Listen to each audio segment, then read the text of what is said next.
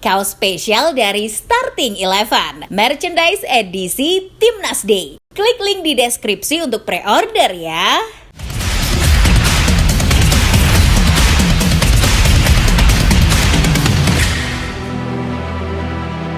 Menggunakan pemain naturalisasi, sekalipun itu cara instan untuk mempunyai tim nasional yang jago, tetap ada proses panjang yang harus dilalui. Kayak makan mie instan. Meskipun namanya mie instan, untuk bisa mengkonsumsinya kita harus memasaknya dulu. Tidak simsalabim bisa dimakan. Begitulah PSSI kesayangan kita mendapatkan para pemain keturunan yang benar-benar berkualitas untuk timnas Indonesia. Mari menyingkap bagaimana PSSI akhirnya menemukan pemain keturunan yang berkualitas itu sampai akhirnya dinaturalisasi. Namun sebelum masuk ke pembahasan, jangan lupa subscribe dan nyalakan loncengnya agar tak ketinggalan video terbaru dari Starting Eleven. Pertama-tama, tak bosan mengingatkan bahwa kata naturalisasi tidak berkonotasi negatif. Orang-orang yang kurang dielus ubun-ubunnya saja yang menjadikan kata naturalisasi negatif. Seolah-olah kata naturalisasi tidak pantas untuk menyebut para pemain diaspora. Padahal, naturalisasi, diaspora, dan keturunan punya makna yang berbeda-beda. Menurut KBBI, diaspora sendiri berarti tercerai-berainya suatu bangsa yang tersebar di berbagai penjuru dunia. Rumit ya? Definisi diaspora bisa disederhanakan menjadi orang yang tinggal di luar kampung halaman. Sedangkan keturunan dalam KBBI bermakna anak, cucu, generasi, angkatan. Melalui definisi tersebut jelas bahwa pemain diaspora atau keturunan tidak akan bisa membela timnas Indonesia tanpa naturalisasi. Maka tidak masalah sebetulnya kalau menyebut Jai Ises, Martin Paes, hingga Sandy Walsh adalah pemain naturalisasi. Yang salah adalah memperlakukan mereka berbeda dengan pemain yang lahir dan hidup di Indonesia. Dan yang paling salah adalah berlaku rasis kepada para pemain naturalisasi. Sudahlah, mereka mau membela timnas Indonesia, jadi tak perlu dipermasalahkan. Clear? Lalu bagaimana sih PSSI menemukan pemain seperti Calvin Verdong? Pada mulanya dari keinginan pelatih timnas Indonesia. Ada dua pelatih yang belakangan ini gencar mencari pemain diaspora, Sinteyong dan Indra Syafri. Sebelum melapor ke PSSI, kedua pelatih sudah mengantongi sejumlah nama untuk dinaturalisasi. Itu artinya baik STY maupun Indra Syafri sudah belusukan ke luar negeri untuk mencari para pemain keturunan. Beberapa kali kita mendengar berita Sinteyong terbang ke luar negeri, khususnya Belanda. Selain menjenguk pemain yang berkarir di sana, Taeyong juga melacak pemain keturunan yang menurutnya bisa diangkut ke Jakarta. Tapi itu tidak mudah. Pelatih asal Korea Selatan mengakui bahwa mencari pemain naturalisasi untuk membela timnas Indonesia sulit. Penyebabnya, calon pemain yang akan dinaturalisasi kadang jarang bermain di klubnya. Kesulitan yang sama juga dialami oleh Indra Syafri ketika mencari pemain keturunan untuk timnas U19. Mengutip Suara, menurut Indra mencari pemain diaspora di level kelompok umur lebih sulit dari mencarinya di level senior. Pemain yang masih muda, statistiknya kerap tidak tersedia. Usai pelacakan dari pelatih, para calon naturalisasi akan diajukan ke PSSI, federasi yang berhak memutuskan apakah si calon pemain ini akan lanjut dipantau atau tidak.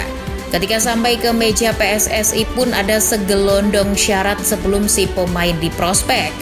Syarat terpenting tidak melanggar Undang-Undang Nomor 12 Tahun 2006 dan mesti sesuai dengan statuta FIFA mengenai pindah asosiasi atau federasi. Dalam statuta FIFA, kriteria pemain yang bisa dinaturalisasi adalah pemain di wilayah asosiasi terkait.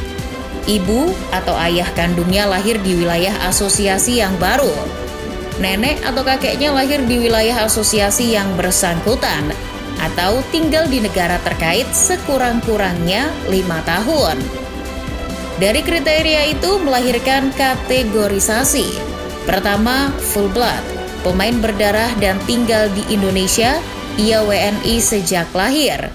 Contohnya Marcelino Ferdinand. Kedua, half-blood, hasil perkawinan ayah ibu beda kewarganegaraan tapi salah satunya WNI. Si pemain WNI sejak lahir seperti Ronaldo Kuateh. Ketiga, diaspora atau keturunan. Ini adalah kategori pemain yang tinggal di luar Indonesia tapi punya keturunan Indonesia dari ayah, ibu, kakek, atau neneknya. Dan yang sejak awal sudah memilih WNI macam Elkan Bagot. Ada yang awalnya WNA macam Jay Itzes. Keempat, Believers. Believers adalah pemain yang tidak lahir dan tidak tinggal di Indonesia, serta tak berdarah Indonesia. Tapi ia bisa dinaturalisasi karena kakek neneknya lahir dan tinggal di Indonesia. Contohnya Martin Paes. Jika sampai Believer saja bisa dilacak, berarti risetnya sudah sedalam itu untuk proyek naturalisasi. Yang terakhir adalah bukan Believers atau keturunan, namun bisa dinaturalisasi karena sudah tinggal di Indonesia minimal 5 tahun. Contohnya Mark Klok dan Christian Gonzalez. Selain memastikan tidak ada aturan yang ditabrak sehingga perlu memanfaatkan MK, PSSI juga memastikan si pemain mau membela Indonesia. Cara semacam ini pernah dipakai Teh Marina Granovskaya saat bekerja di Chelsea. Makanya ada pemain yang bisa ditindaklanjuti, ada pula yang tidak. Contohnya yang tidak atau belum diproses adalah Emil Aude Romulyadi. Sang pemain masih belum berminat membela timnas Indonesia. Nah, ketika pemain berminat, PSSI lalu mengirim tim pelatih untuk memantau. Pemantauan dilakukan intens, tidak sekali dua kali. Setelah proses pemantauan, tim pelatih akan mendiskusikannya lagi dengan PSSI. Jika disetujui, PSSI kemudian yang bekerja. PSSI akan mendekati federasi atau asosiasi pemain yang bersangkutan untuk mencari cara agar bisa pindah federasi. Usai semuanya dipastikan bisa diproses, PSSI menyurati Kemenpora sekaligus menyerahkan berkas-berkas yang diperlukan. Di waktu yang sama, PSSI juga bersurat dengan FIFA. FIFA akan melakukan pengecekan ulang yang sifatnya lebih administratif. Soal berkas-berkas apa saja yang diajukan PSSI bisa dilihat di laman resmi Kementerian Luar Negeri RI. Usai diajukan ke Kemenpora dan disetujui oleh Kemenpora, proses naturalisasi si pemain lalu diajukan ke Kementerian Hukum dan HAM atau Kemenkumham. Nah, di Kemenkumham ini yang agak rumit.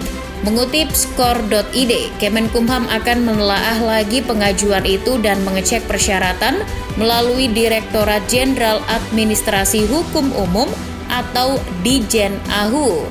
Kalau sudah oke, diajukan ke Sekretariat Negara untuk dicek lagi sebelum sampai ke tangan Presiden. Pengecekan ini juga melibatkan Badan Intelijen Negara demi memastikan calon pemain bukan anggota jaringan mafia internasional. Setelah dinyatakan layak, berkas sampai ke tangan Presiden, tapi Presiden tidak bisa mengabulkan permohonan begitu saja. Presiden mesti bersurat dulu dengan legislatif, nanti DPR RI akan memutuskan lewat sidang.